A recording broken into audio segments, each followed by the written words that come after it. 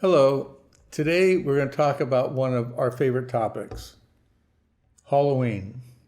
I met Doug in 1992, but I started throwing Halloween parties 15 years before that.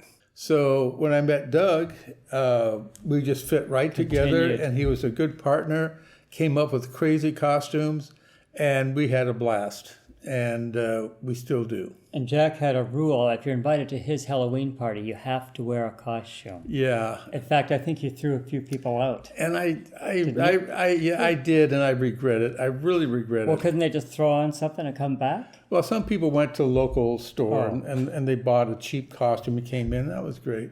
But on the flyers, it always said costume required, and I should have just let people come anyway. But everybody did have a costume, and everyone did have a lot of fun. So, and I liked the idea that Doug would come up with some crazy outfits. He would make a lot of his own. It was fun. Remember? And original. And original. Well, other people were creative too. There was some real creative costumes at your parties. Yes. Because people knew you. They knew you'd stress that and like that. Yeah. And my rule was, everybody could come.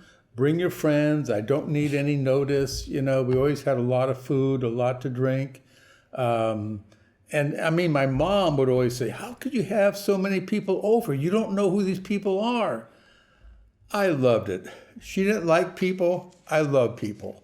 And that's just fine. That's the way it is. Well, even the people you do know who they are, you don't know who they are on Halloween. That's true. Because they can dress in true. something you'd never guess. I remember one time I was a gorilla, actually a chimpanzee. You got a lot of mileage out of that gorilla suit. I did. I don't know if you were at that specific party where I came as a Boy Scoutmaster. I don't remember that one. And I greeted everybody, and then I slipped away.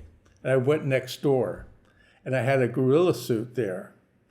And I switched costumes, I put on the gorilla suit, and then came back to the party. And nobody knew who I was. They didn't notice that I was missing. And here's this gorilla. And I just had a lot of fun tickling people and going up and hugging people. And people were wondering, who is this guy? Who is this guy? I crashed my own party. How many people That's a scary gorilla. How many people could say that? Well, this chimpanzee costume was rather cute. It covered everything from head to toe. Yeah. And I also had the gorilla costume.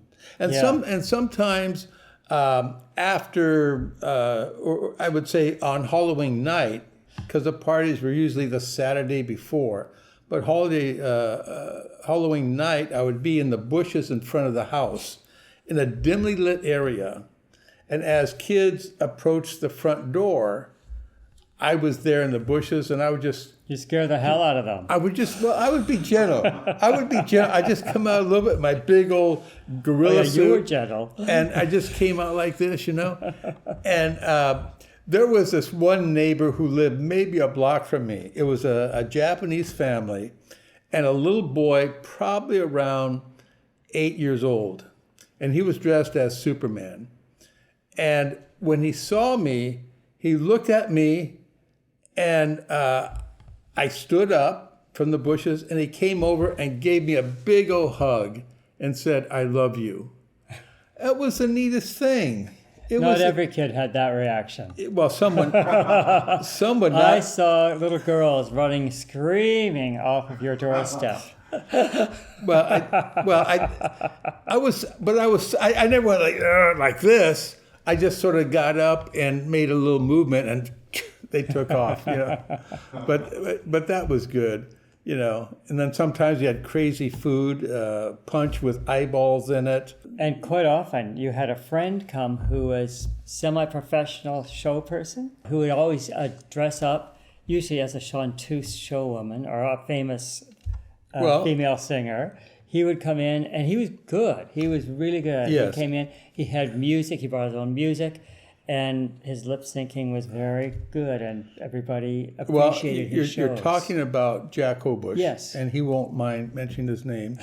He's in some of the photos. You'll see him dressed up as various women.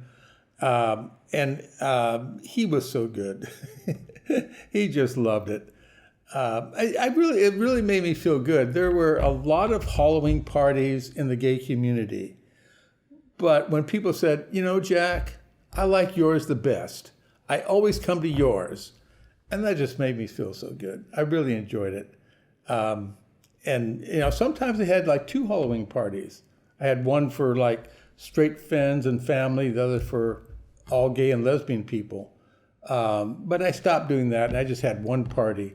And it was a blast. The backyard was really good for a large party because it was really big, really deep, all these trees and grass, acre. Well, I don't know if it was acres. It was a quarter-acre lot. It was a big lot. You could fit how many people? You've had 150 people in there easily. Oh, yes. Probably more on some of the parties. Yeah.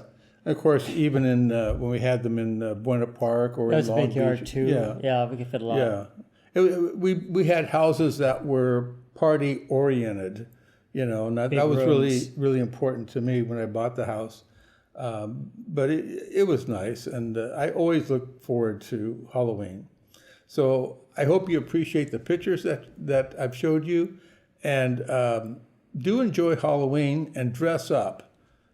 Costumes required. Happy Halloween!